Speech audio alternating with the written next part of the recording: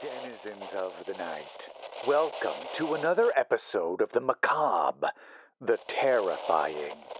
Broadcasting live from a ghost town on Route 66, I will be your guide through the witching hours. Tonight, we'll hear from a gas station worker who encountered some unusual customers. This story is called I Worked at a 24-Hour Gas Station and Had Some Unsettling Encounters by 10 Minute Horror. I was there for 3 years. The station had an auto shop attached, but was rarely needed at night, so I typically just dealt with people coming for gas. Occasionally, I'd be asked to work on a car overnight from the day shift. One time, I found several bags of heroin leaking out from the driver's seat. I was so nervous the owners would know I saw it, so I stuffed the bags back in. The station was out on a country road, so the types of customers I generally served were truckers or farmers, or the random couple driving home from a date. However, there were the anomalies. The car accidents, the drunk driver that killed a small family in the intersection out front. There was a vicious, blazing inferno coming out of that minivan. The dad made it out, but he was on fire and died in the middle of the road. One time, I served gas to someone who was being chased by the police. Of course, I didn't know that at the time. I just thought the driver was in a hurry. I was robbed at gunpoint twice. It was the same two ski mask guys, too. They just took turns speaking between the two incidents. Then, there was the old guy drove up, got out of his car, and died of a heart attack 2 steps later. Those incidents were normal, or at least understandable, explainable. But there was one night something unexplainable happened. It was shortly after 3 a.m. Headlights drove in, carrying a 1966 Pontiac Bonneville 2-door coupe. A thin trail of smoke was coming from under the hood. The inside of the windows were all fogged up, so I couldn't really see the interior of the car or the occupants. The car drove past the gas station and right into the auto shop.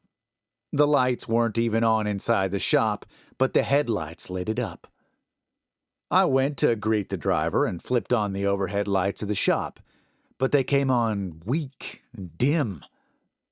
The driver's side door opened as I approached, and I was immediately hit with a stench of old, damp cloth and dust. A middle-aged man got out uneasily, like his knees were made of twigs. He wore one of those black Quaker hats, with dark hair spiking from under it and a graying goatee. The man's face was covered in lines and wrinkles, and his eyes sunk back into his head. He looked like he hadn't slept in days. "Check the oil. Check the engine," he choked out and walked past me, fumbling out an old box of matches.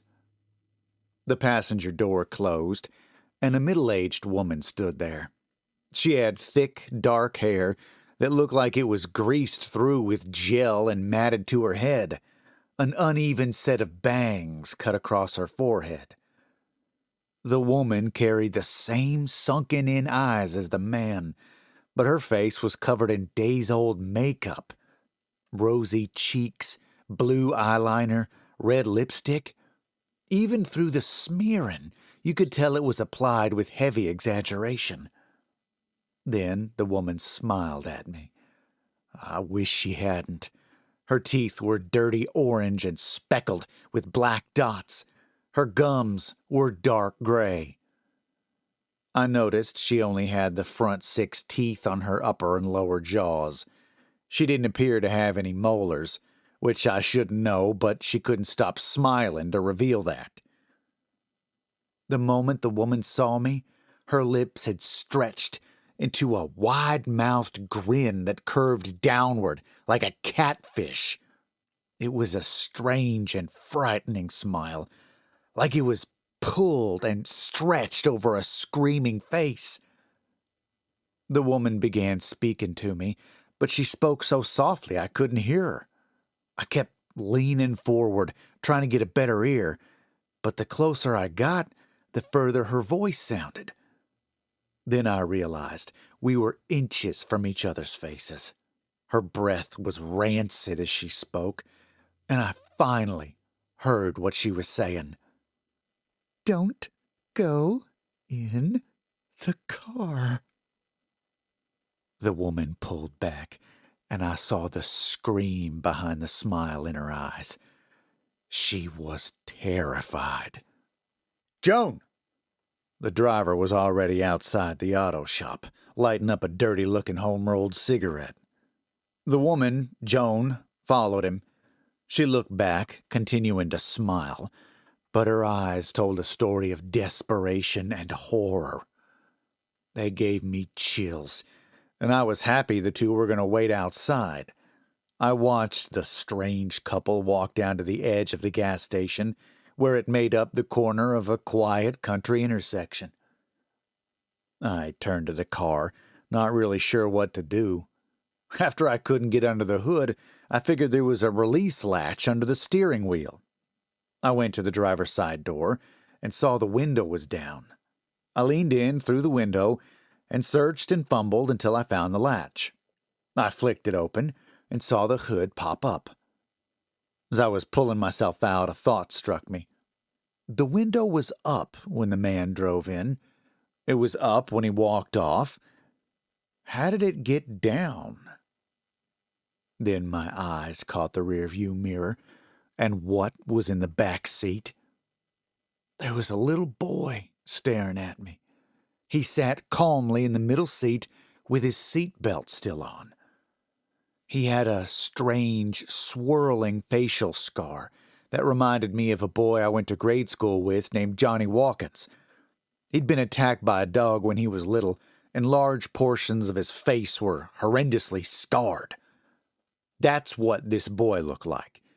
And he had something that looked like mud and dirt smeared around his mouth and chin. The same smears were on his hands and wrists. The boy wore old, dirty overalls and a flannel shirt underneath. His eyes were locked on me. They carried an accusatory glare like he was catching me stealing. I quickly blurted out, "Hey, buddy, just checking out the engine. Then we'll get you and your parents on their way." The boy stared back, his brow furrowed down at the center, angrily. "They're not my parents," he croaked out. Then he started to make a strange sound. I couldn't tell what it was at first, but then it became clear. The boy was laughing in his own odd way. It was like his breath was hitching up repeatedly during the inhale. I didn't know what to do or say, so I pulled myself out of the window and made my way to the hood. I looked out and saw Joan and the man were still at the corner, smoking and arguing. I popped the hood up and was greeted with a cloud of smoke. I figured it was a motor oil spill or leak at first. Then I stared down at the engine, and I had no idea what to make of it. It looked foreign, but also homemade. It was all connected and had metal plates fastened around it, protecting parts of the wiring and cables, so it was next to impossible to see what was wrong. I honestly didn't know what the hell I was looking at, but I managed to find what looked like a small handle for a dipstick, and I twisted and pulled it out. It was for the oil. I cleaned it, put it back in, and pulled it to inspect. Basically dry. The little oil at the end felt gritty. It needed a change. The car was parked over our lift, so I didn't have to get in to move it. But I couldn't leave the kid in there. He had to get out, safety precautions and all. I went to the driver's side window, but the window was up again. I tried to open the door, but it was locked. I went over to the passenger side and found it locked too. I peered in through the dirty windows to try to signal to the boy to open the door. But the back seat was empty. The car was empty. He was gone. The only explanation I could come up with was that the back seats of the car pulled down and allowed access to the trunk. So I checked the trunk, but it was also locked. I knocked on it, trying to get the boy's attention if he was inside, but nothing came back. I looked outside, but couldn't see Joan or the man. I was confused and nervous, and all I could think to do was explain that our lift wasn't working, so they need to get their oil changed at another shop in the next few days. Then I'd send them on their way. A loud clunk made me jump. On the other side of the garage, a loose wrench was on the ground. I walked over to it and picked it up. It had a small, child-sized, muddy handprint on it. And suddenly, that odd laugh echoed out from somewhere in the garage. I raised the wrench to swing, but there was nothing to swing at. The loud metal rattling of the front retracting door slamming shut made me yell. I went over to inspect the now shut door, but as I did, the retracting metal doors at the back slammed shut as well. At this point, I figured the kid was messing with me, so I called out to him, telling him playtime was over and to come on out. Then the power went out. The garage was completely black. Not a single window could be seen. I tried to open the front metal gate, but it wouldn't budge, like it was welded shut. More metal tools clanged against the ground. One slammed against the metal door right beside my head, and another. The boys' hitched laughter croaked out from somewhere in the dark of the shop. I couldn't see anything, but knew the layout of the garage inside out and backwards. There was a flashlight on the far end of the wall to my right. There were shelves along the wall and a wide workbench I could follow. I moved along the metal door to the wall and found the edge of the bench. The boys' laughter got louder, echoing through the garage. It stopped sounding human, though. It was more hyena-like. And the source of the laughter was getting closer to me. With it, I felt a hot, rotten breath assaulting my nostrils. It followed me along the bench and towards the end of the wall. Through laughing, the boy quietly repeated, "I'm gonna find ya. I'm gonna find ya." My foot hit what felt like a ratchet wrench, which loudly skittered across the metal grating on the floor. "Was that you?" the boy squealed out. Realizing I still had the wrench in my hands I first picked up, I threw it across the garage, hoping to hit the back wall and cause a distraction. It left my hand, but it never landed. "There you are," the voice called out, through laughs. Something shuffled behind me. I hit the end of the bench and reached up, knocking over multiple tools and causing a series of loud crashes. But I didn't care. I felt the flashlight grip and turned it on, spinning and pointing the light behind me. I wished I hadn't. The boy was 2 feet from me. I only saw his face for a moment, but that was enough. The boy's facial scar had unraveled, like layers of extra skin in some strange face scarf covering. Only the fleshy layers were actually attached to him and contained rows of needle-like teeth on the inside. When the skin flap opened, it tripled the original diameter of his mouth. I screamed and fell backward. I expected to hit the ground and immediately have the boy's frightening mouth biting down on my face or neck. I hit the pavement outside the garage instead. The lights of the gas station poured over me. I looked back into the garage from my back. The lights were on. The metal door was open. The Bonneville was still and silent. Windows closed and clear. Footsteps approached from behind me. I scrambled up and turned to see Joan and the man had returned. He flicked his cigarette butt and approached me and mumbled, "How much?" I couldn't speak. My lower jaw moved, but all I could stammer out was, "Don't worry about it." The man shrugged and walked back to the car. I turned and found Joan there, staring up at me. She was whispering something quickly and repeatedly. I leaned in and heard it clearly. "You should have listened. You should have listened. You should have listened." The man called out from the car, snapping Joan back to him. Still smiling, Joan shook her head at me, tears rolling down her cheeks in dark smears. She walked back to the car and got in.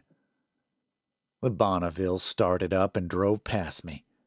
The windows were no longer blurred by fog, so I could see inside clearly. I saw the man staring straight ahead. Joan, sitting passenger behind him, smiled out at me with worried eyes. Then I saw the back seat. It was empty. The boy was gone. I was so afraid I locked the garage and the gas station, checked my car, then got in and drove for an hour before stopping. I called my boss and told him I was violently ill and had to lock up early. He was less than impressed, but I didn't care. I couldn't go back there. And I didn't. I gave my 2 weeks and called in sick for each shift. I never went back to the garage and try to avoid gas stations at night now. But it's not just that. Now, whenever I hear someone laugh, I hear the boys laugh. That same odd, upward hitch. No matter the person, every giggle or cackle comes out the same. And sometimes it turns into that higher-pitched hyena cackle. It's been happening more and more. It feels like one of those flus that starts slow and takes their time weakening your immune system before leveling you. Then, tonight happened. I came home, and there was a small, muddy handprint on the door handle of my apartment. There was one on the inside, too.